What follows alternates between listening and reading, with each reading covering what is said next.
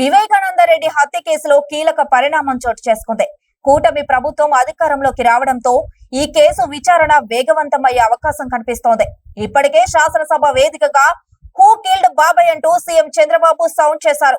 ఈ కేసు విచారణ వేగవంతం చేసి నిందితులను అదుపులోకి తీసుకుంటామని ప్రకటించారు. ఇటువంటి పరిస్థితుల్లో ఈ కేసులో నిందితుడిగా ఉన్న వివేకానంద రెడ్డి డ్రైవర్ దస్తగిరి అప్రూవర్ గా మారిన సంగతి తెలిసిందే.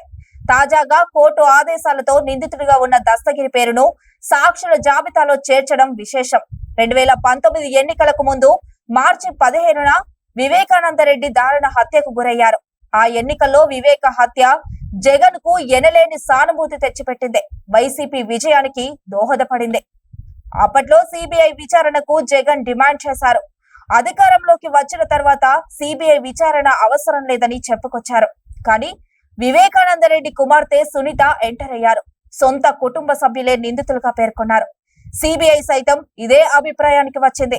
నిందితులుగా కడప ఎంపీ వైఎస్ అవినాష్ రెడ్డి, ఆయన తండ్రి భాస్కర్ రెడ్డి, దేవి రెడ్డి, శంకర్ రెడ్డి, దస్తగిరి తదితరుల పేర్లను పొందుపరిచింది. ఈ కేసులో తొలుత భాస్కర్ రెడ్డి అరెస్ట్ అయ్యారు. ఎన్నికలకు ముందస్తు బెయిల్ ఆయనకు దక్కింది. అవినాష్ రెడ్డి సైతం అరెస్ట్ అయ్యారు. పదవి దక్కడంతో బయటకు వచ్చారు. అయితే వివేకానంద రెడ్డి కార్ డ్రైవర్ గా ఉన్న దస్తగిరి సైతం ఈ కేసులో నిందితుడిగా ఉన్నారు. అయితే తాను అప్రూవర్ గా మారుతానని ముందుకు వచ్చారు. ఇందులో అవినాష్ రెడ్డి ప్రధాన పాత్రధారుడని, జగన్ తో పాటు ఆయన భార్య భారతికి సైతం సంబంధం ఉందని సంచలన ఆరోపణలు చేశాడు. ఎన్నికలకు ముందు వివేకానంద రెడ్డి హత్య కేసు తెరపైకి వచ్చింది. అప్పట్లో కేంద్రంలో అధికారంలో ఉన్న బీజేపీ జగన్ పట్ల సానుకూలతతో ఉందన్న వార్తలు వచ్చాయి. అందుకే ఈ కేసు విషయంలో కాస్త ఉపశమనం దక్కింది. కానీ ఇప్పుడు ఏపీలో కూటమి ప్రభుత్వం అధికారంలోకి రావడంతో కేంద్రంలోని ఎన్డీఏలో టీడీపీ కీలక భాగస్వామి కావడంతో జగన్ పాత కేసులను తిరగదోడే పనిలో పడ్డారు చంద్రబాబు.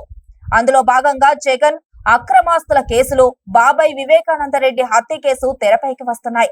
ఇటువంటి తరుణంలో కేసులో నిందితుడుగా ఉన్న దస్తగిరి పేరు సాక్షుల జాబితాలోకి రావడం జగన్ కు షాక్ ఇచ్చే విషయం.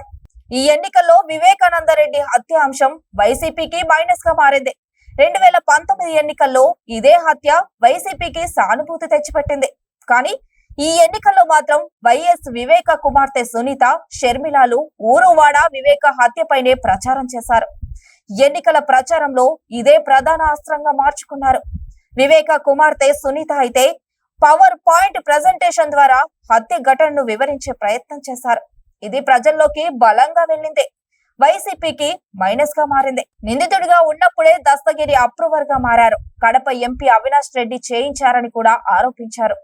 తెర వెనుక జగన్ తో పాటు ఆయన భార్య భారతి ఉన్నారని కూడా సంచలన వ్యాఖ్యలు చేశారు.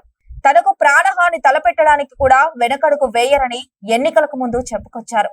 ఇప్పుడు అదే దస్తగిరి నిందితుల జాబితా నుంచి తప్పించింది సిబిఐ. సాక్షుల జాబితాలో చేరడంతో దస్తగిరి ఎలా అడుగులు వేస్తారోనన్న ఆందోళన వైసీపీలో కనిపిస్తోంది. ఆయన ఇచ్చిన కీలక సమాచారం మేరకు సిబిఐ దర్యాప్తు మరింత వేగవంతమయ్యే అవకాశం ఉంది. ఈ పరిస్థితి చూస్తుంటే వివేకానంద రెడ్డి హత్య కేసు జగన్ మెడకు చుట్టుకునే అవకాశం కనిపిస్తోంది. అటు కూటమి పాలకుల ప్రకటనలు కూడా అలాగే ఉన్నాయి. దీంతో ఏపీలో కొద్ది రోజుల్లో సంచలన ఘటనలు చోటు చేసుకునే అవకాశం ఉన్నట్లు ప్రచారం జరుగుతోంది. మరి అందులో ఎంత వాస్తవం ఉందో చూడాలి.